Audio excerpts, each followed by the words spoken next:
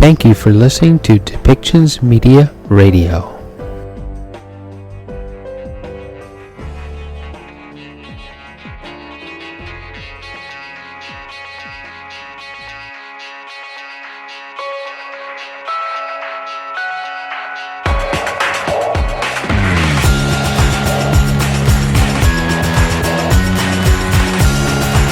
Welcome to Policy.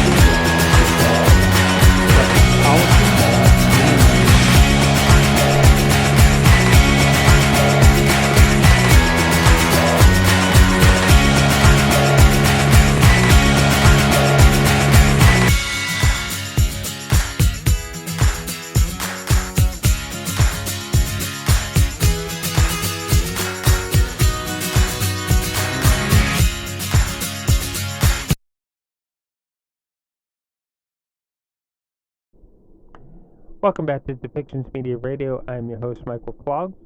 And in this next segment, we're going to hear from Jagmeet Singh speaking about the federal budget and how the NDP did their work to influence what we found in the budget and what they think are problems with the new budget and how some things need to be reassessed, like affordable housing.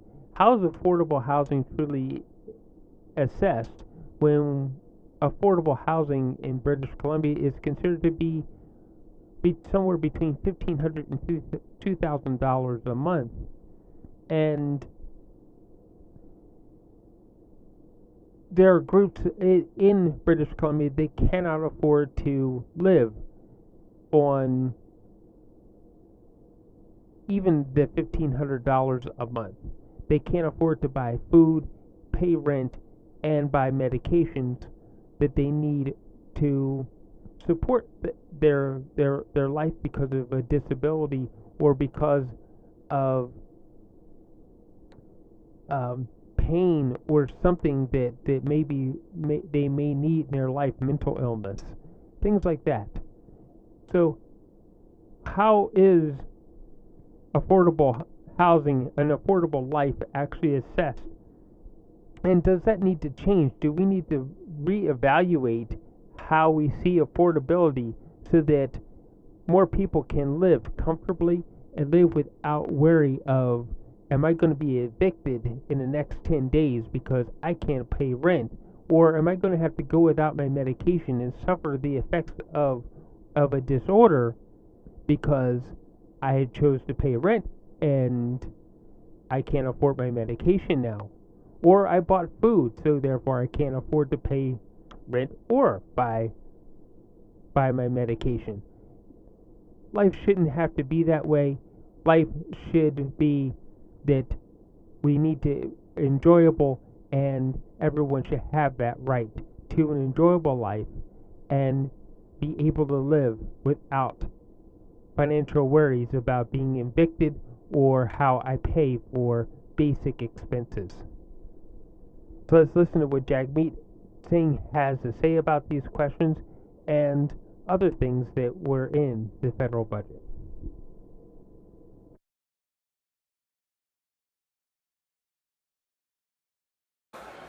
Okay, ready for your questions? Sir, there's not a mention of pharmacare in the whole budget. Sure. I'll open up with remarks. How about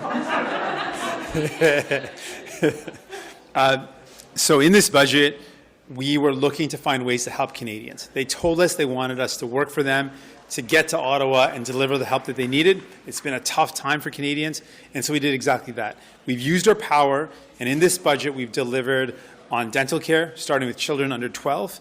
We're proud of that. We know that so many Canadians don't have coverage and haven't taken care of their teeth.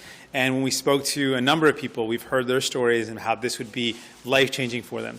We also know that people are struggling with the cost of living, particularly with housing. So another priority of ours in the agreement, we used our power to get more help to Canadians to find a home that they can afford. And we see that reflected in the budget with concrete steps that would not have been there but for the fact that we force the government to deliver, and we use our power to get people this help. We still have critiques and criticisms. We're concerned, deeply concerned, about the approach on the environment, particularly the carbon capture, which there's lots of concerns around whether that is effective or not. But the idea of giving more subsidies to fossil fuel companies that are profitable is the wrong approach. We should use public dollars to invest in workers and in just transition, real jobs for workers, as well as investing in clean energy, and that's not there. We also see that with healthcare, we want to see investments in a transfer so that we defend our public healthcare system. So those are critiques as well, and we'll continue to fight for Canadians. Okay, so you said this is the first test, didn't pass the test, and what's for?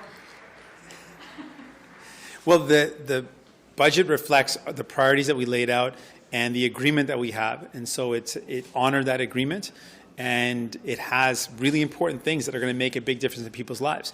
The expansion of our public healthcare system with a dental care program is going to be life-changing for a lot of Canadians, and we're proud of that. And we're proud of the investments that we were able to achieve in affordable housing. We still have critiques, and we'll still continue to oppose on the approach to the environment, but it is sufficient for our support to continue. And just on carbon capture, so they have money in that.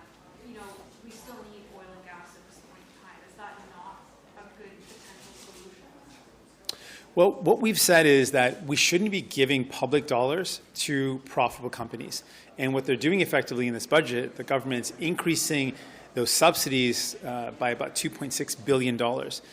That's the wrong thing to do. We think that money would be better used in funding clean energy, in supporting workers, in training and retraining. There's lots of better ways to spend that money to really move us forward in terms of fighting the climate crisis. So we think that's the wrong approach. And scientists also have raised a lot of concerns around whether carbon capture works, whether we have the technology sufficient to do that in an effective way. So those are real concerns. Increase in defense spending. I feel like I always miss you, so I got to go to you now. Just briefly, since I asked you about it the other day, we've been talking about it then. Increase in defense spending. What do you think? It's $8 billion. It's usually not something your party supports. What do you think? We've laid out a couple of ways where we strongly support that our forces who do important work for us should have the equipment to do that. And there's been clear gaps identified where our armed forces do not have the equipment to do the work they need to do. So that is something understandable. We also have noted that we live in a world that feels less safe. And so increasing investments to be able to do our part, I think, is important. We would have liked to see money invested in humanitarian aid, money invested more in international development. But we did foresee an increase in spending that makes sense. In the first gesture after your agreement with Liberals, there's not explicit reference to pharmacare as a budget. There's no plan for pharmacare, which they committed to. The pharmacare plan in the agreement was for 2023. So we're still on track. We expect to table legislation, the Pharmacare Act, the Canada Pharmacare Act, and have that passed in 2023, and additional steps to follow, including a bulk purchasing plan as well as a formulary. So we still expect that. That's it within the agreement, and that was envisioned for 2023. We strongly believe that people should not have to worry about the cost of medication, and we've delivered on this as well in our agreement, and we hope to see it as per our agreement in next year's legislative agenda. It's not a concern, though, that they're not foreseeing any expenses on that front. There's no outlay, there's no cash. It wasn't something that we envisioned this year. In the agreement, it's for next year. We're going to continue to fight for it. We know that every step of the way, we won't be able to achieve these things unless we push and fight to achieve them, and we're confident we can continue to do that. The housing stuff was in the Liberal platform. How are you taking a victory lap on that? And besides dental care, what did your so-called power actually achieve in this budget? Well, first of all, the definition of affordability that the Liberals were currently using was 80% of median income. That resulted in outcomes that were nowhere near affordable. In Montreal, for example, with that definition, they determined rental of over $2,000 as being affordable. With our definition that we fought for in the agreement, it's transformative because applying our new definition, which is 80% of the average market rate for rent, would reduce the rate in the example I gave in Montreal to $900, $967 to be precise. That is a significant reduction. All the investments that this government is going to make into affordable housing would have resulted in not affordable housing. That definition alone significantly changed the entire outlook of the affordability of homes that are going to be built.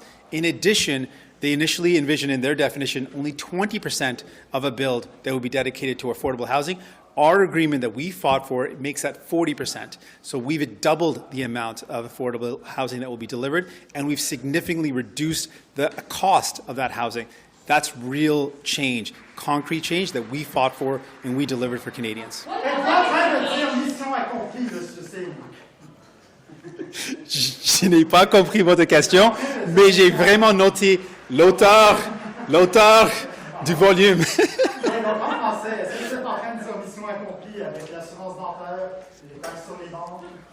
Donc, par rapport à notre entente et le fait qu'on a voulu livrer l'aide aux gens, on a réussi à livrer ce qu'on a obtenu dans l'entente. Ça veut dire soins dentaires et l'investissement pour le logement abordable. Donc oui, c'était les deux éléments importants qu'on a voulu voir.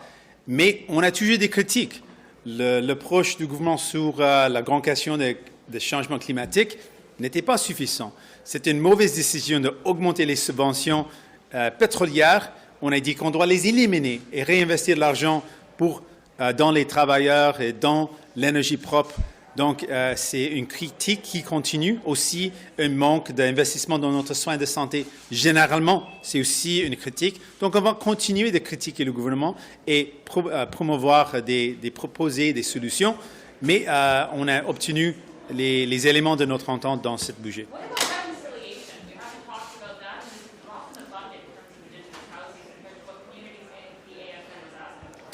There's a significant increase in housing for Indigenous communities that would not have been there but for the fact that we fought for it.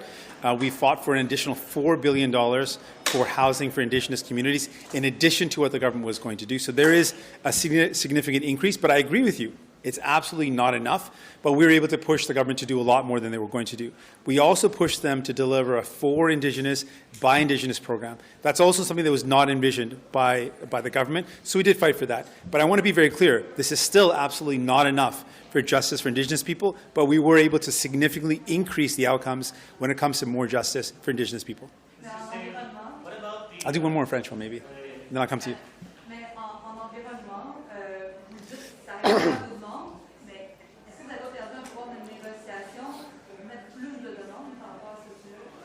On va continuer de se battre pour les gens et ça veut dire aussi pour défendre l'environnement et pour faire face à la crise climatique. On n'est pas d'accord avec l'approche du gouvernement et on va continuer de dire ça. On va continuer de critiquer cette approche parce que c'est une approche qui ne fonctionne pas pour faire face vraiment à la crise climatique.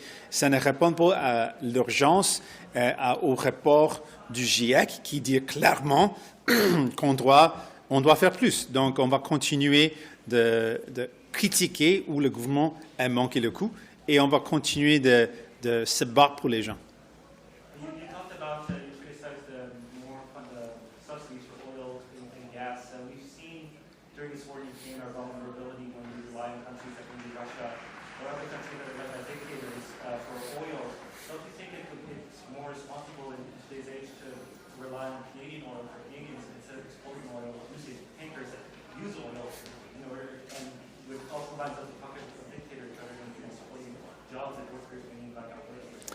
What I think has really been exposed here is that our reliance on fossil fuels has two problems. One, it's got the direct impact on our environment, but also the concerns that you've outlined. So I think more than ever, we need to invest in renewable energy. We need to invest in the future of energy, which is a future where we are reducing emissions, a future where we're creating good jobs for people. And I think all of what we're seeing, both in the IPCC report and in the war in Ukraine, all really highlight how much we need to invest in clean energy.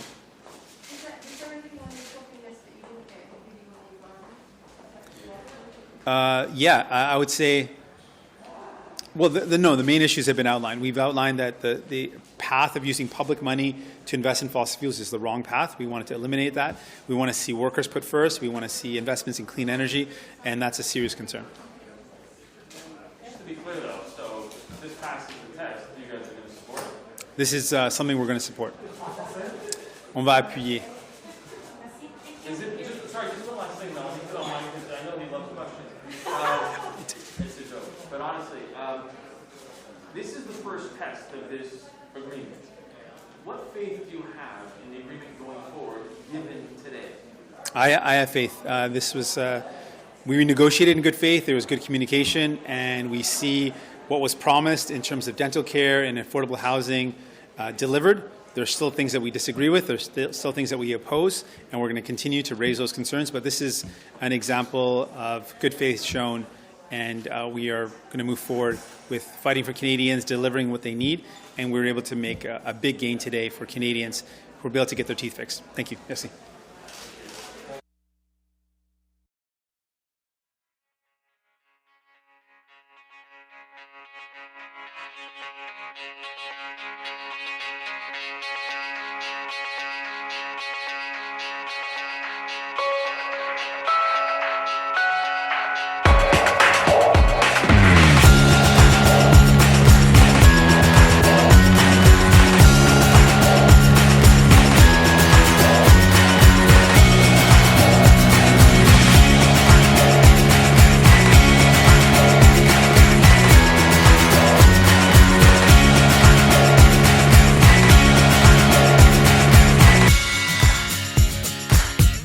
This show has been produced by Depictions Media.